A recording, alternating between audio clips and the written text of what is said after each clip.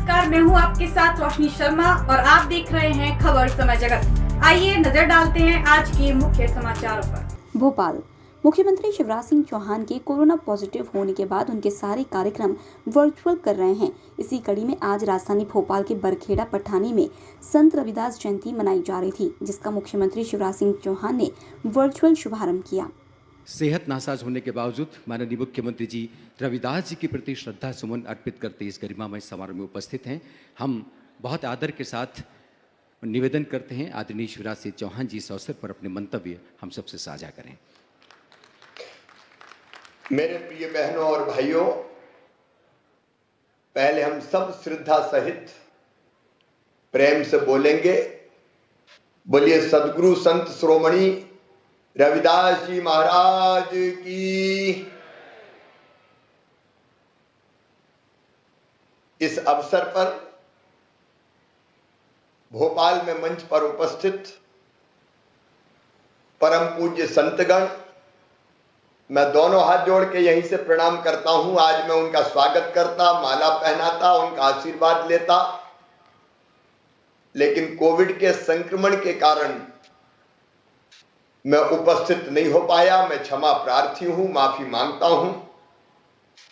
और कोई बीमारी हो जाती तो मैं नहीं रुकता, लेकिन कोविड में मर्यादाओं का, गाइडलाइन का पालन करना पड़ता है।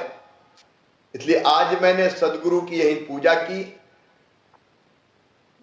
उनकी जयंती के उपलक्ष्य में पेड़ भी लगाया अकेले, और अब सभी संतों को प्रणाम करके आज मैं धन्य हो गया हूं। परम पूज्य संत किशनदास जी महाराज सहित सभी संतगण विराजे हैं, मेरा प्रणाम स्वीकार कीजिएगा। फिर कभी आके मैं प्रत्यक्ष भेंट जरूर आपसे करूंगा और आशीर्वाद लूंगा। इस अवसर पर मंच पर उपस्थित विभाग की यशस्वी मंत्री बहन मीना सिंह जी, हमारे राष्ट्रीय नेता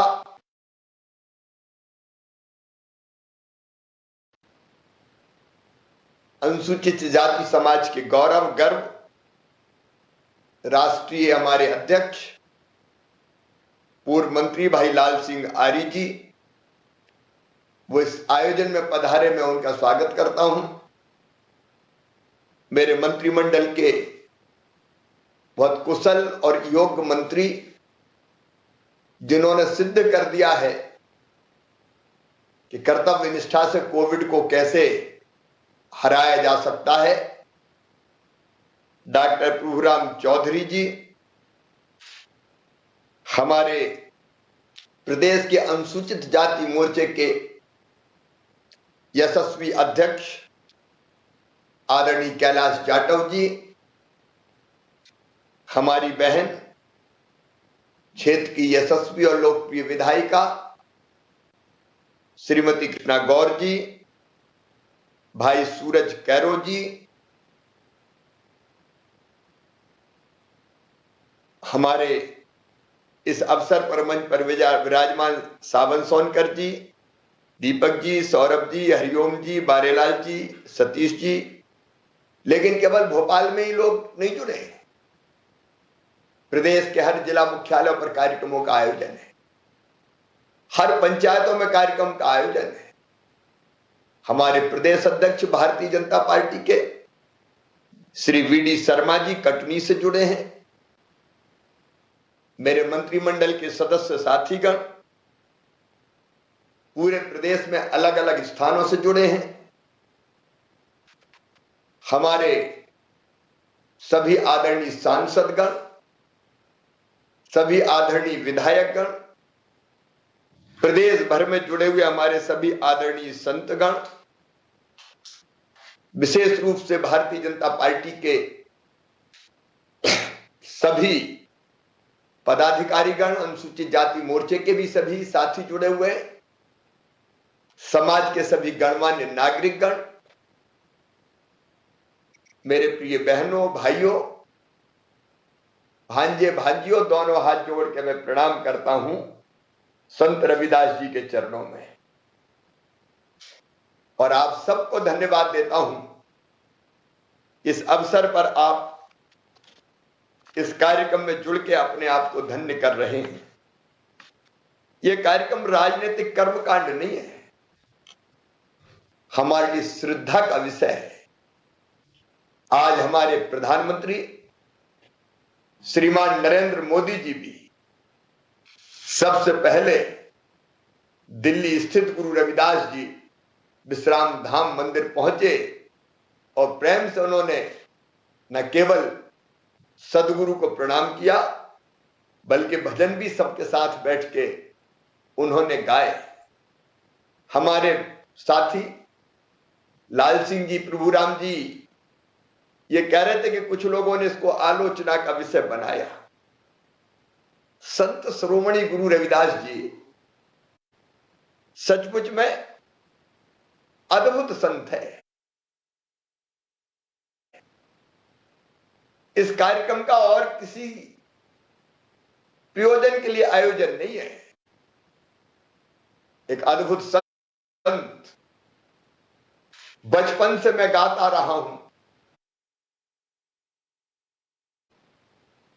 और आज भी वो भजन मुझे बड़ी प्रेरणा देता है।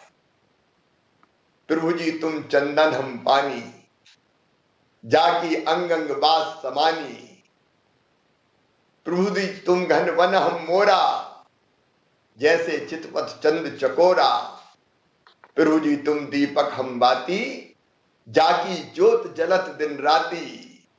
प्रभु जी तुम स्वामी हम दासा, ऐसी भक्ति करत रह दासा। ऐसे श्रेष्ठ संत, अद्भुत संत जो सबके, मैं उस कुल को प्रणाम करता हूं जिस कुल में संत शिरोमणि रविदास जी ने जन्म लिया। चर्मकार कुल को मैं प्रणाम करता हूं। और चमड़े के बिना तो किसी का काम चले नहीं सकता। हमारा जो शरीर है वो भी तो चमड़े के ही बना है। ये चमड़ा नहीं होता तो इसमें आत्मा कहां से रहती। एक पद बनाया रविदास जी ने, वो पद मुझे बहुत पसंद है। जब देखो तब चामो धाम, चाम मंदिर भाई खेले राम। चाम का ऊंट चाम का नगारा, चामो चाम बजावण हारा। चाम का बछड़ा चाम की गाय, चामो चाम दुहावण गाई।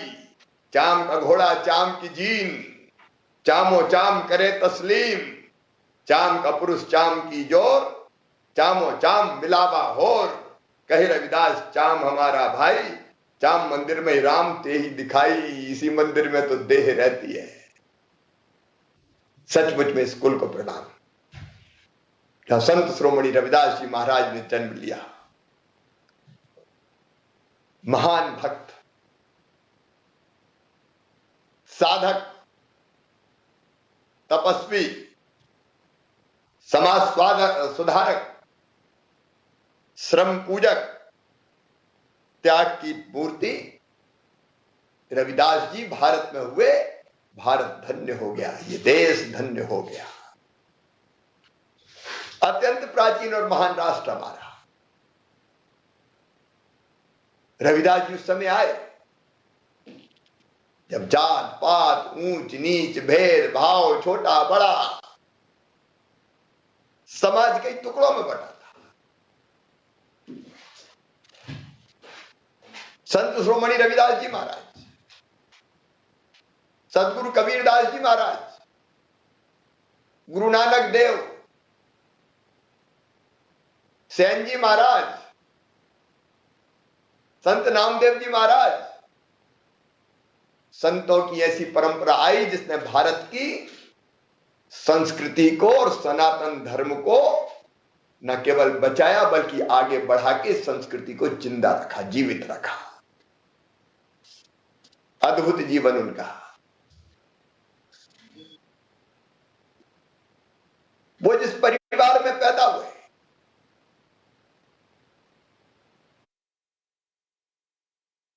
उस पारिवारिक परंपरागत काम को बड़े आनंद के साथ करते थे। जूते बनाने का काम, पनैया बनाने का काम, और जो भी कमाई होती थी संतों की सेवा में और लोगों की, गरीबों की, जरूरतमंदों की सेवा में लगा देते थे।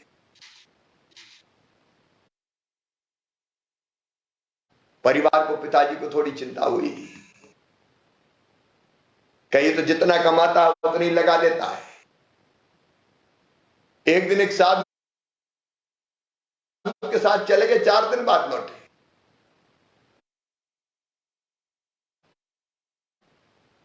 माता पिता ने सोचा कि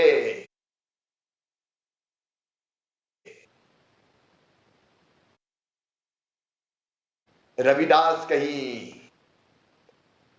घर ही नहीं छोड़ दें, और सोचा चलो विवाह कर दिया जाए, शादी कर दें।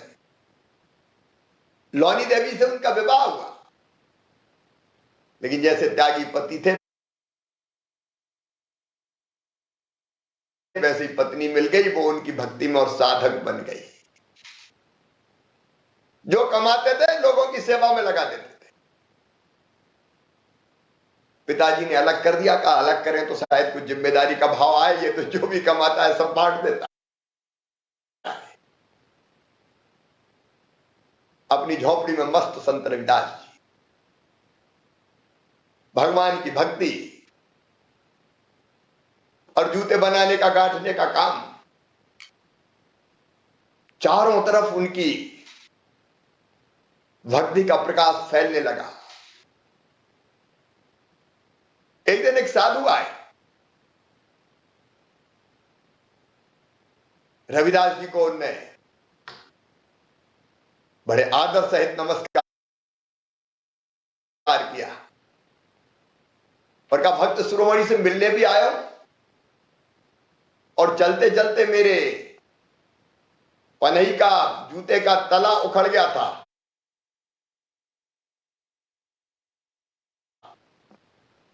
तो सोचा चलो ठीक भी करवा ले। संत रविदास जी भगवान ने उनको आदर के साथ बिठाया, जूते का तला उखड़ गया था वो ठीक किया और वापस दिया। तो साधु ने पूछा कि इसका क्या दूं? रविदास जी बोले अरे जो देना है दे दे। थोड़ी दरिद्रता देखी उन्होंने और फिर एक पत्थर निकाला, बोलिए रख लीजिए, ये क्या है? बोलिए पारस है, पारस। ये लोहे को छू दो तो सोना बन जाए। रविदास जी ने कहा मुझे नहीं चाहिए, मैं क्या करूंगा इसका। बगल में रापी रखी थी, रापी से छुआया तो पता चला रापी सोना बन गई। रविदास जी ने कहा ये नहीं चाहिए, सोने की रापी से थोड़ी मेरा काम होगा। अरे बोले अब काम करने की जरूरत क्या है? आप तो जिस चीज से लगाएंगे वो सोना बन जाएगी, आपको काम करने की जरूरत क्या है? रविदास जी ने कहा कि मैं पसीने को प्रणाम करता हूं, पसीने के ही खाता हूं। बिना श्रम